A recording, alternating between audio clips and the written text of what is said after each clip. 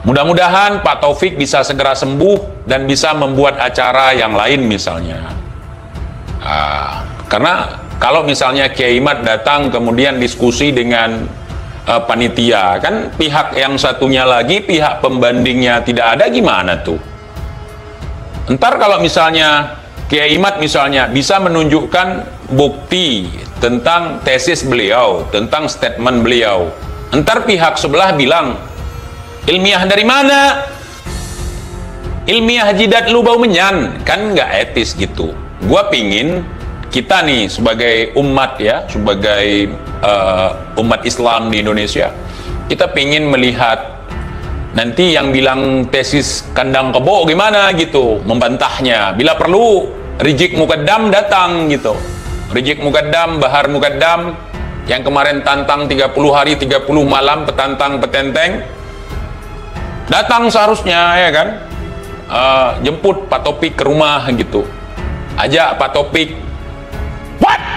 Indonesia tanah air beta, pusaka abadi nan jaya. Ada diskusi ilmiah gitu, jangan langsung ponis. Kalau seandainya Kiai Imad sakit, gimana pernyataan mereka, saudara? Kalau misalnya nih Kiai Imad sakit beneran misalnya, gimana tuh? Pasti framingannya walat, mendadak sakit, pura-pura sakit. Begitu juga kami juga berpikir demikian. Pak Taufik mendadak sakit beneran apa kualat nih? Gitu.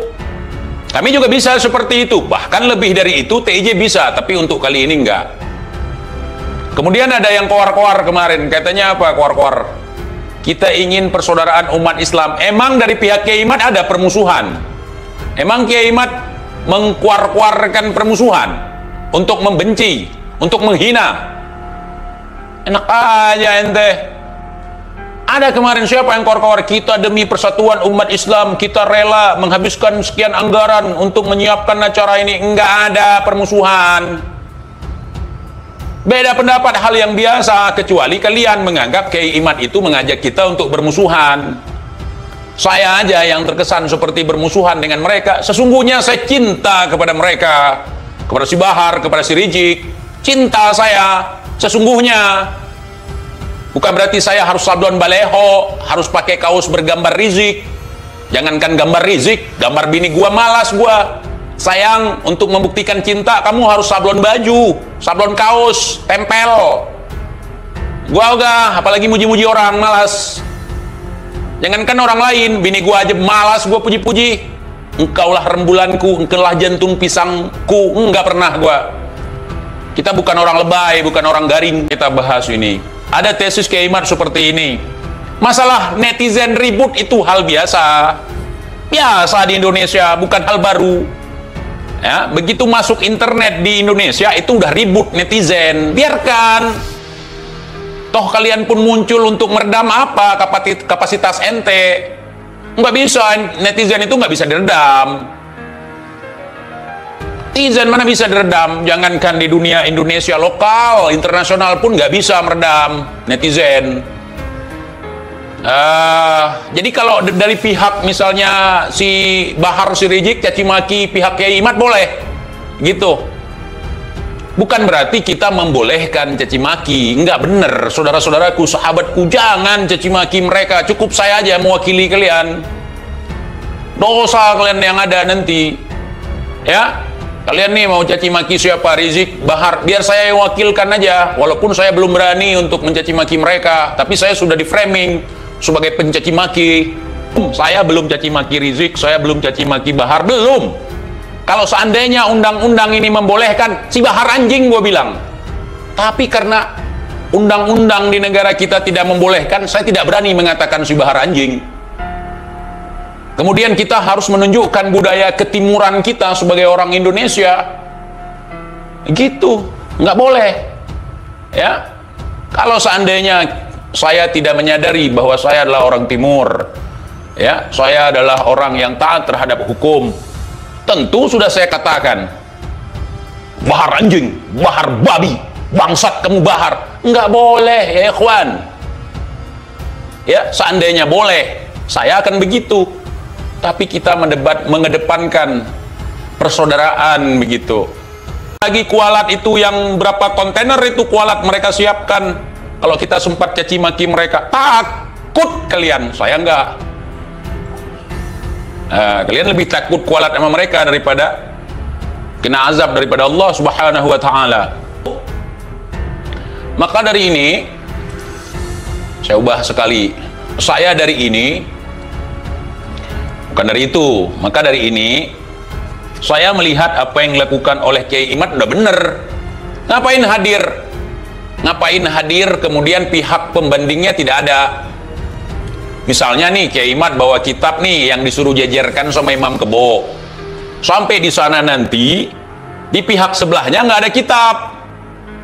Malah nanti minta contekan sama Kiai Imad. Mat, tolong dong kitabnya satu kemari biar gua tunjukin. Kan kasihan mereka nanti. Ya lebih bagus pura-pura sakit aja dulu. Nanti kalau udah sehat, maju lagi. Tadi gua lihat tuh Bang Topik beli kok gula itu di warung tuh. Karena nggak ada yang bawa gula lagi, lu bilang sakit.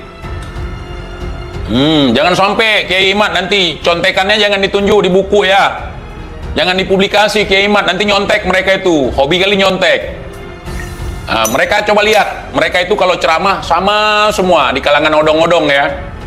Sama semua, teriak-teriak agak jelas, caci maki. Itu mereka nyontek. Orang kalau nyontek itu biasanya sama semua, nyontek. Kalau nggak nyontek pasti ada beda sedikit gitu. Ini nggak beda, sama semua. Cerita mimpi, cerita halu, digigit kobra, kobranya yang mati. TIJ mengatakan, makanya nggak heran, orang-orang gila pun sekarang jadi wali. Ada 3 hal kalau kita ketemu orang gila yang terlintas di pikiran kita.